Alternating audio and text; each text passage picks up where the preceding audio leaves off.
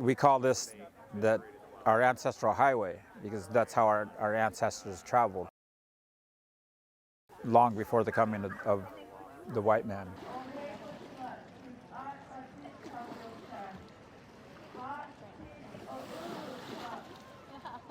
It makes me feel absolutely ecstatic that this has come from just an idea that my father wanted for the 100-year centennial for the state of Washington and the paddle to Seattle, which was coined by the Quileutes.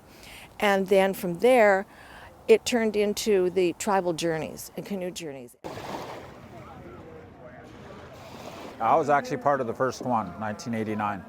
So all the tribal leaders at that time got together and talked about bringing the canoe family way life back.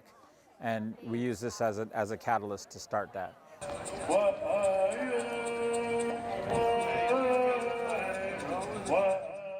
My name is Philip H. Red Eagle. On Journey, they call me Uncle Phil.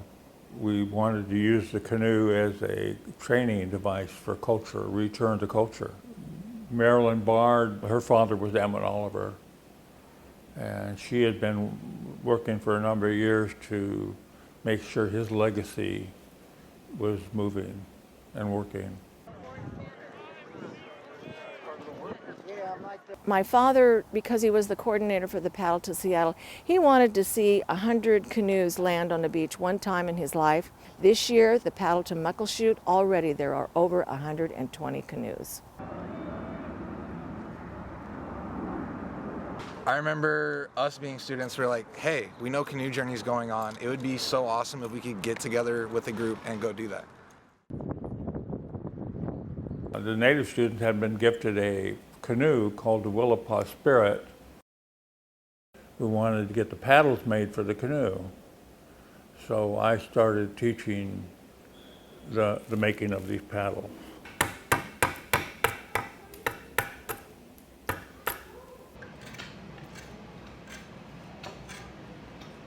I'm trying to get down to the line and make it as flat as possible.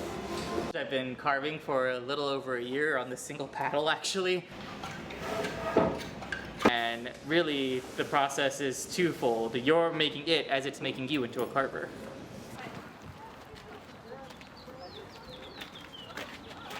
There's no way to know if you can do it until you prove it to yourself.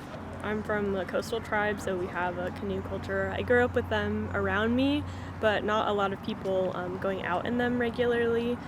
I think the main purpose was to find community, or to find people who are kind of in similar situations. Urban natives usually who are looking for that kind of community.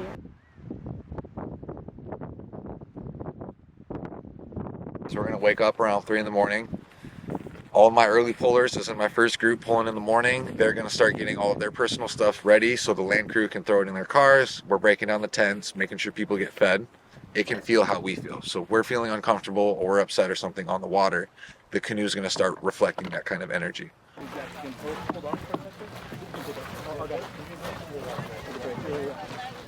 May the tide be with you. OCM.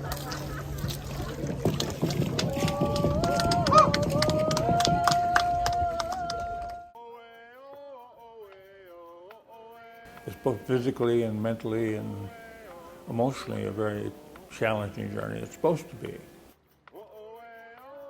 If you're going out to accomplish something, if you're going to have to paddle 30 miles, you have to paddle 30 miles.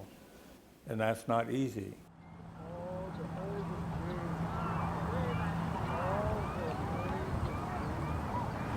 You're out there by yourself 6 to 12 hours a day. It really gives you a lot of time to think about who you are and where you're going in your life.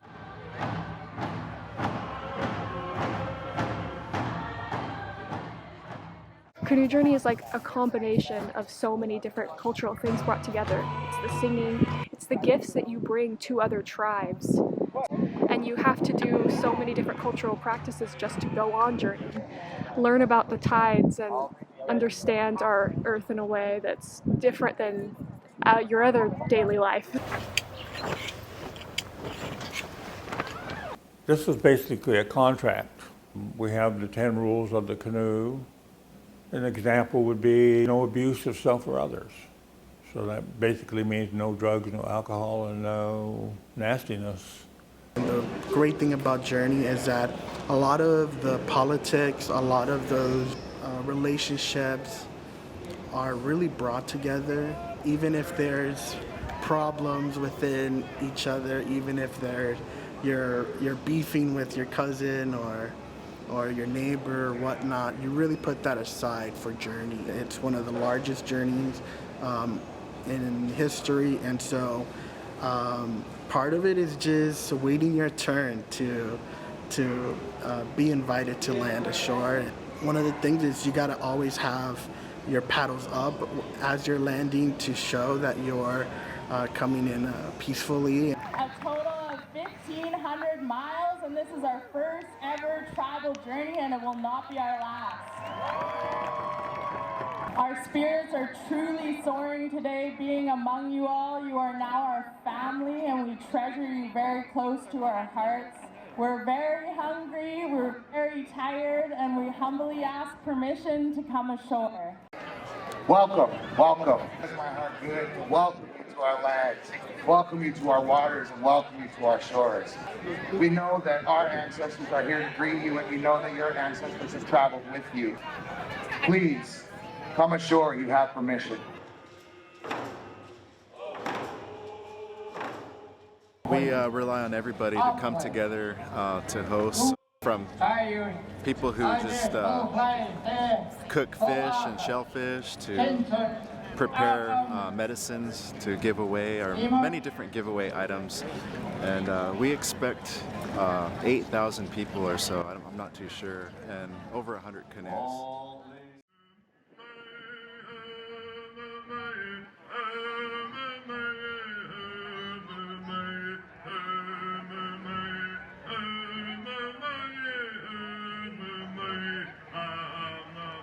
I'm gonna do it again and again. I accepted this necklace as a promise that I'm gonna come back.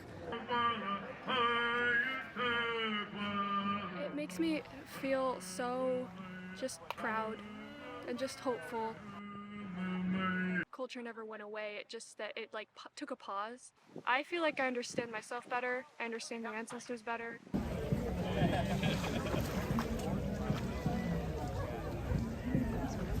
It's more than just changing ourselves, the Native people, but to help change attitudes about how we're treating our planet. Because basically Native American culture is very much a environmental process. Being able to share the responsibilities with the environment and the world, because it gives and you give. It's just going to take some time.